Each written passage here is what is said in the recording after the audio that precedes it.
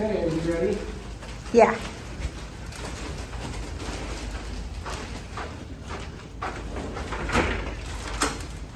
They let us in? Let us in. Blind reaction. Ooh. Never experienced it backwards before. You won't really run into anything, will you? No, try not to. Hey, welcome, pal family. Hey. Yay! Goodbye. Ooh, look at that. We have a view of the thick $6,000 a night Commanders. Wow. Opens that way. And what is that over there, babe? At the Contemporary. Hey, look, see that? Contemporary. That's where the monorails sleep at night.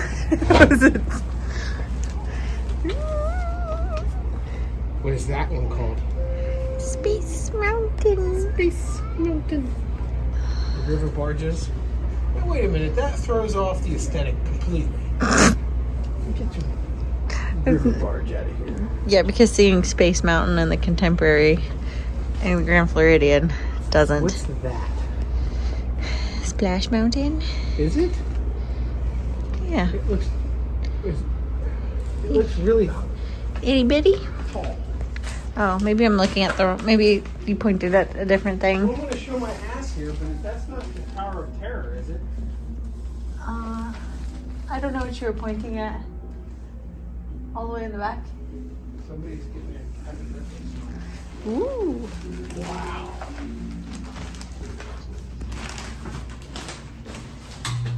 I think my stuff is out in the hallway. It is. I had to take Okay.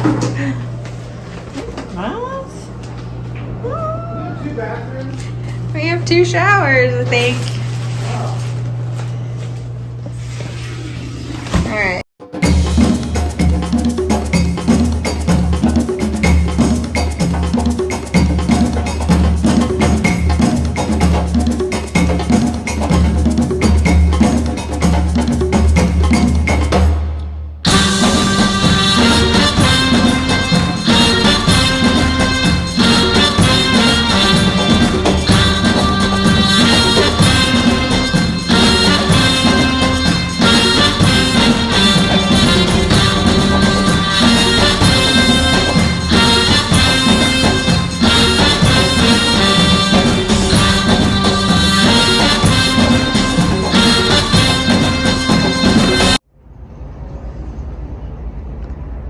Man, look at this view.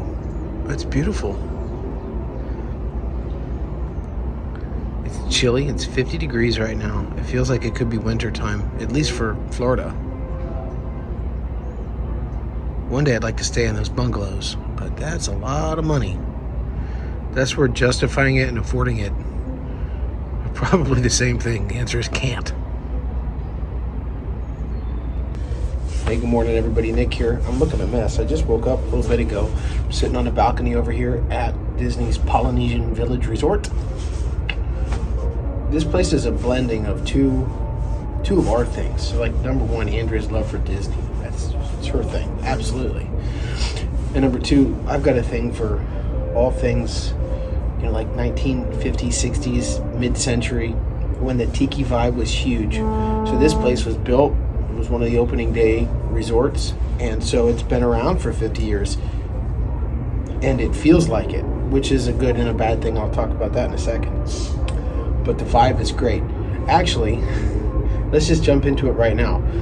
There are some things around here that feel old that could be fixed, and it's been updated. There's LED lights and that kind of stuff. The room is new, but there's still stuff that feels like it's past its prime. Some LED lights downstairs in the foyer, or not the foyer, before you even get there, that are blinking. That means it's a bad light.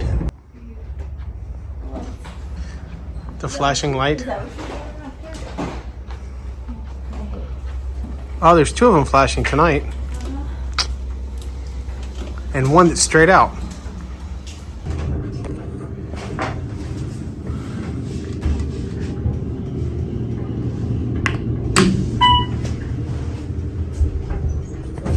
got a burner, not burner, and we got that. I have some flatbread if you would like to snack on that with me. Oh yeah. That would be very nice. It's not going. Our torch. I heard all the other ones torch up, and this one's still not torching.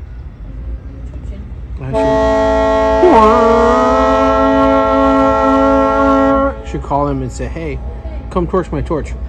It feels well used, but the upside of that is it's built with all that 1970s character, and I don't think you could build a resort like this and get the vibe that this place has with today's building code. You couldn't do it. Everything would be bigger, stuff would be put together differently, and it wouldn't have the same feel. Plus, Andrea talks about how Disney doesn't have that love anymore with these resorts. So the old is great because you get an amazing feel, but the downside of that is things wear out and break, and people are abusive to stuff. So even if it's only had 5 years or whatever it is on the remodel, stuff is still getting to that point where it needs to be touched up again. This place is expensive. There's no question about that at all. I don't want to tell you how much we spent per night, but it's up there. And so you got to ask yourself, is it worth it to spend a few $100s per night to stay in a hotel? To stay in a place like this, you're paying for an experience, is what it is. 1000%. Like, if you bring your family down here and you go to the parks and you spend all day at the parks and all you need is a place to crash, this is not the place to do it. You would go someplace cheaper. You could stay off property at the Drury Inn. We stayed at a couple days before we checked in here. Great hotel, brand new, fresh remodel, and a lot more value. But this place is about the experience. I think the way you would make it work financially, well, maybe not financially. I think the way you make it work, financially, still not the right word I want. To make it work, to get the best bang for your buck, I think what you would do is schedule a week-long vacation and then spend only 2 or 3 days at the parks and then have resort days. I mean, we're going to walk around here with the camera and look at all the cool stuff. It's just, again, this place is dripping with character. So you'd spend some time at the pool. We never went to the pool. We kind of peeked over the fence a little bit, but that's it.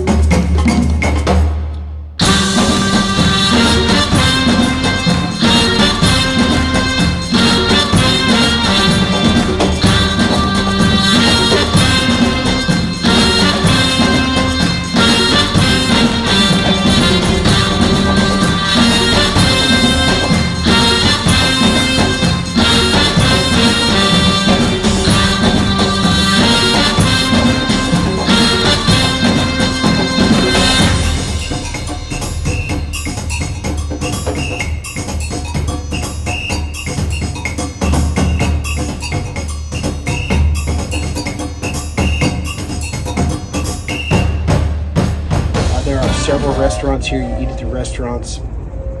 In a past trip down here, we ate at Ohana. This is the home of Ohana. If you're into the experience, you got to go there. It's wonderful food, amazing. You'll leave stuffed, but it's expensive. There's what's it called? There's Kona Cafe next to it, and haven't eaten there. There's a couple quick service. Oh, this is Captain Cook's and Trader Sam's, whatever it's called, on the outside. They serve food, and I'm missing one. Oh, the Tambu Lounge, which is upstairs next to Ohana on the other side, and they've got Ohana food. So we sat there one night, this trip, sat at the bar and got food from Ohana because we couldn't get into Ohana. The great, what do they call it? Oh, the Ceremonial Lodge, which is where all the restaurants are. They have different restaurants. They have different, what do they call, gift shops in there. You've got the mercantile store and a couple other, the boutique boutique lounge or something like that. So that's got the typical Disney World resort, not Disney World resort, Disney World souvenirs, the paraphernalia, and they've got, you know, room snacks and that kind of thing there too. All same theming. Got some cool, unique looking stuff in there too. It's cool. When you get to the resort, you come in. Well, we didn't check in. We just went right to the room. If you come in and check in at the main desk, they put a lei on you. It's very, very nice. And I don't have a whole lot else to say about the theming, but the view will take it from there. Across this direction from where I'm sitting, for what it's worth, we're in the Mora. I think it's like MO'Ora. Anyway, that's the building that we're in. So in room 321, if you ever stay here. So right there, across the grass and the little lakey water, is the bungalows, which are a cool $6,000 a night to rent. Probably never going to stay there. I'd like to, but again, justifying that, even if you had $6,000 to blow on one night for the experience, it'd be very fireworks.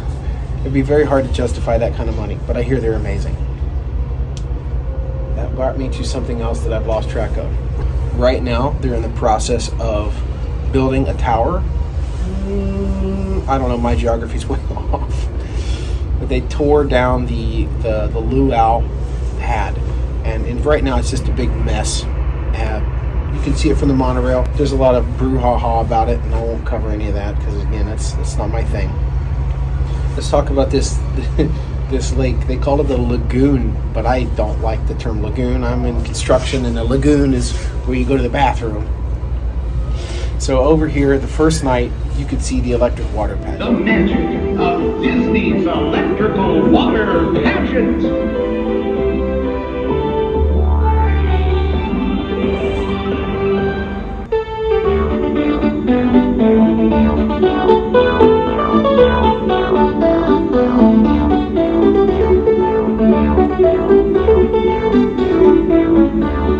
Just happened to catch it at the right time. Again, that's a video for another time and probably a different person, but it's these boats with electric, like lights, screens, and they play old music. It's a relic from the 50s, but the nostalgia is cool, and it's still cool. So we saw that down here on the lake, but the bungalows block the view, at least again from where we're sitting. So we saw it at Bay Lake last year, and the view was much better over there. But you can still see it. We saw it night one. A couple nights we were at the parks and couldn't find it. And when I thought we'd figured out the schedule, and I tried to see it again one night, no dice. They're raking the sand. That is the beach. We didn't get to sit on the beach. There's so much to do, and you try to pack everything into 6 days, and you cannot do it all, no matter how like hard you hit it. So we didn't get to sit at the beach. We probably wouldn't have gone to the pool anyway, but we didn't get to do that. And we didn't get to have any resort days because this is marathon weekend. So we were both running. So there was that plus park time. So I would love to come back here. But again, this is an expensive resort. Is it worth it? Yeah, the theming is beautiful. But again, if you're just going to come to the parks and hit it hard all day, you might think about going to someplace cheaper. Thanks for watching my video. Again, I'm not the guy that reviews hotels usually, but this place has left an indelible mark on me, and so I wanted to share it with you. Thanks for watching again. We'll see you guys in the next one. I forgot to mention that this resort is on the monorail stop. In fact, you go out the main doors on the second floor of the ceremonial lodge, which is that way. Then you can get on the monorail, and it takes you all of the places. And you can see the monorail hanging out around here sometimes. There's also the ferry over here behind me, if that's your thing. And that's it. There's no Skyliner, but transportation is still pretty convenient. Oh, you can walk, again, this direction-ish. You can walk to Ticket and Transportation and catch the monorail there. Or, again, Disney geography is not good. Point is, it's pretty convenient to get to places. from here. Maybe not as convenient as Bay Lake or the Contemporary. But it's still pretty. No, actually, it might be better because we've got the boats. There's my view. It's pretty legit. All right, that's it. Thanks. We'll see you guys.